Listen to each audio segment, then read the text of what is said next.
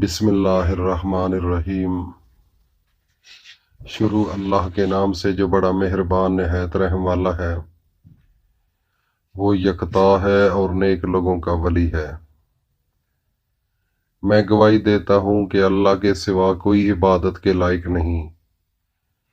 وہ اکیلا ہے، اس کا کوئی شریک نہیں۔ اور میں یہ بھی گواہی دیتا ہوں کہ حضرت محمد صلی اللہ علیہ وآلہ وسلم اللہ کے بندے، اس کے رسول اور آخری نبی ہیں۔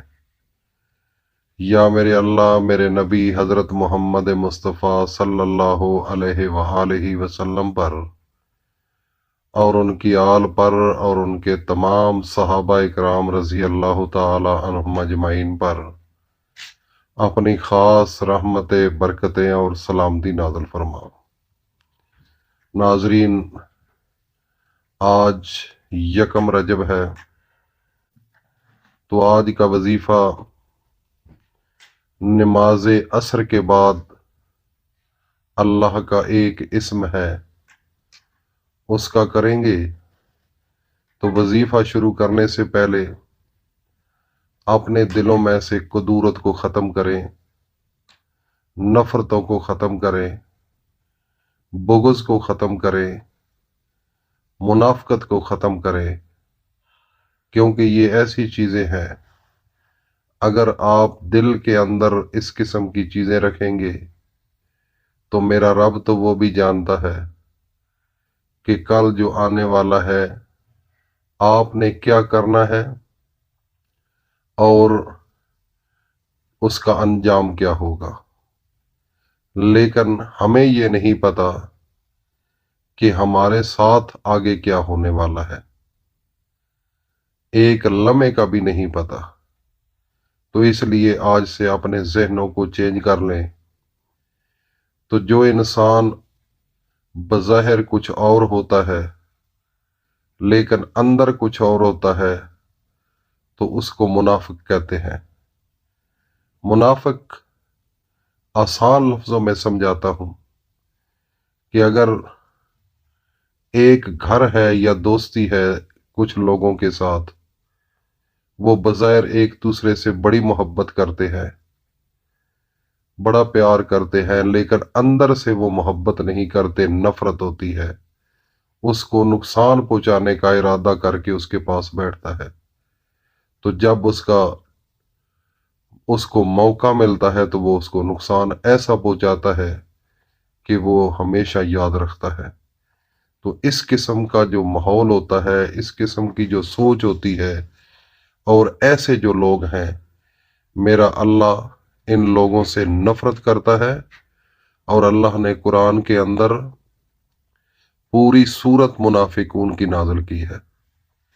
میرے نبی حضرت محمد مصطفیٰ صلی اللہ علیہ وآلہ وسلم کے پاس ایک منافق آپ کی محفل میں بھی بیٹھتا تھا، مشورے بھی کرتا تھا۔ تو ایک دن ایسا ہوا کہ وہ مر گیا۔ اس کا بیٹا جو تھا اس نے کہا، یا رسول اللہ، میرا والد فوت ہو چکا ہے، آپ اس کا جنازہ پڑھائیں۔ تو میرے نبی حضرت محمد مصطفیٰ صلی اللہ علیہ وسلم کو بھی پتا تھا اور دیگر صحابہ اکرام جو تھے ان کو بھی علم تھا۔ تو جب اس کے بیٹے نے کہا تو میرے نبی چونکہ رحمت للعالمین ہیں، انہوں نے انکار نہیں کیا۔ تو آپ نے کہا ٹھیک ہے۔ تو میرے نبی حضرت محمد مصطفیٰ کو اس کا بیٹا کہتا ہے، یا رسول اللہ، آپ اپنا کرتا بھی مجھے دیں تاکہ میں اس کو کفن پہناؤں، اور اس کے منہ میں اپنا لعاب دہن بھی پھینکے تاکہ اندر سے اور باہر سے دونوں سے برکت اس کو مل جائے، اس کے گناہ معاف ہو جائے۔ اس کے بیٹے کو بھی پتا تھا کہ یہ اچھا انسان نہیں تھا، اور دیگر صحابہ اکرام کو بھی پتا تھا، اور میرے نبی حضرت محمد مصطفیٰ کو بھی علم تھا۔ تو آپ نے کرتا بھی دیا اور اس کے منہ کے اندر ایک روایت کے مطابق لعاب دہن بھی ڈالا گیا۔ تو جنازے کے لیے جب اکٹھے ہو گئے تو سب لوگ اکٹھے تھے جنازے کے لیے، تو میرے نبی نے فرمایا کہ صفیں تیار کر لو۔ جب صفیں تیار کرنے کا حکم دیا تو اس میں بے شمار صحابہ کرام تھے، اور جو عمر فاروق تھے وہ بڑے دلیر اور جرت والے تھے۔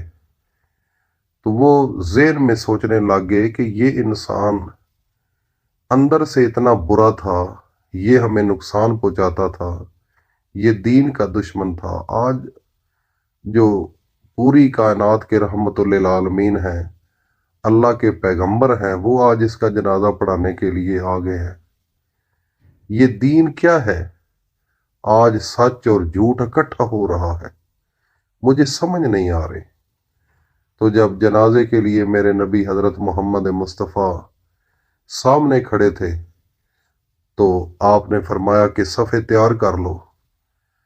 تو عمر فاروق جس صف کے اندر کھڑے تھے، تو میرے نبی نے جب حضرت عمر کی طرف دیکھا تو عمر ایسے انگلی اٹھا کر بات کرنے والے تھے، تو میرے نبی کو پتہ چل گیا کہ اس نے کیا بات کرنی ہے۔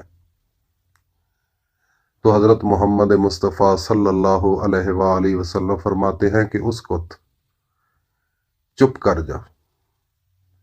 تو عمر فاروق خاموش ہو گئے، اندر ہی اندر رونے لگے، پریشان ہو گئے اور اللہ کی طرف توجہ کی۔ دل کے اندر کہنے لگے، میرے اللہ، تو پوری کائنات کا مالک اور خالق ہے، تو دلوں کے بھید جانتا ہے، تجھے تو علم ہے، سب کچھ علم ہے۔ آج جس بندے کا جنازہ پڑھنے کے لیے سب لوگ اکٹھے ہیں اور محمد مصطفیٰ جنازے کے لیے سامنے کھڑے ہو چکے ہیں، تو یہ اتنا منافق اور جھوٹا انسان تھا، بظاہر مسلمان تھا لیکن اندر سے یہ ہمارے خلاف تھا۔ تو آج یہ کیسے ہو گیا ہے کہ یہ سچ اور جھوٹ اکٹھا ہو رہا ہے؟ تو آج نبی جو ہے وہ جنازہ پڑھانے کے لیے اس کا آ گئے۔ ابھی حضرت عمر فاروق سوچ ہی رہے تھے، اللہ نے آسمانوں سے جبرائیل امی کو بھیج دیا۔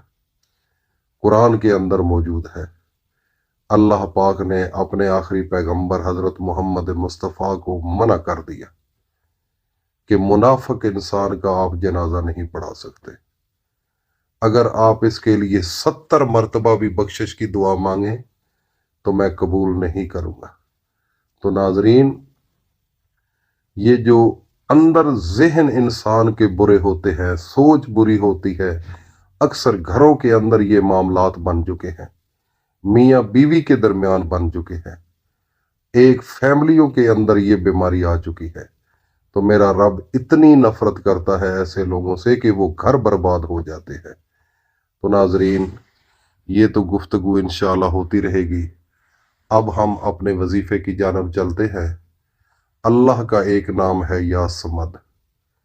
یہ صمد ایسا لفظ ہے، اس کے اندر اتنا کمال اور جمال ہے کہ ایک انسان دنیا کا ایک بت، پتھر جس سے وہ محبت کرتا تھا، اس کے لیے رات کو یا صنم یا صنم یا صنم پتھر کو کہتے ہیں، تو وہ اپنے صنم کو پکار رہا تھا، اپنے دیوتا کو پکار رہا تھا، تو اس کو اونگ آئی، نیند آئی، اس کے منہ سے بھول کر یہ نکلا یا صنم یا صنم یا صمد۔ جب اس کے منہ سے بھول کر یا صمد کا لفظ نکلا تو میرے رب نے 70 مرتبہ اس کو جی جی کر کے جواب دیا۔ تو فرشتے کہنے لگے کہ یا اللہ، وہ تو بھول کر کہہ رہا ہے یا صمد، اس کو نیند آئی ہے تب اس نے منہ سے نکالا ہے، تو آپ جی جی کر کے جواب دے رہے ہیں۔ تو میرا رب فرماتا ہے کہ صنم اور صمد میں فرق ہی یہی ہے، مجھے کوئی بھول کر بھی پکارے تو میں 70 مرتبہ اس کو جی سے جواب دیتا ہوں۔ تو ناظرین، آج کا جو وظیفہ ہے، 1 رجب منگل کے دن عصر کی نماز کے بعد اول و آخر 3 بار درود شریف پڑھنے کے بعد 101 مرتبہ یا صمد آپ نے پڑھنا ہے، اور آخر میں پھر 3 بار درود شریف پڑھ کر اللہ کے سامنے ہاتھ اٹھا لینے ہیں، پھر اللہ سے مانگنا ہے، ناظرین، یہ اللہ کا ایسا اسم ہے، جب آپ صدق دل یکسوئی کے ساتھ مانگیں گے دعا، اپنے رزق کے لیے دعا مانگیں، اپنے گھر کی عزت کے لیے مانگیں، اپنے گھر کی حفاظت کے لیے مانگیں، گھر کی شفا کے لیے کوئی بیماری ہو تو مانگیں، میرا رب اسی وقت اس نام کے صدقے آپ کی دعا قبول کرے گا۔ یہ بڑا طاقتور اور مجرب وظیفہ ہے، جن لوگوں نے کیا ہے انہوں نے اپنی زندگی کو بدل لیا ہے۔ اللہ پاک ہم سب کو اپنے حفظ و امان میں رکھے۔ السلام علیکم ورحمۃ اللہ وبرکاتہ۔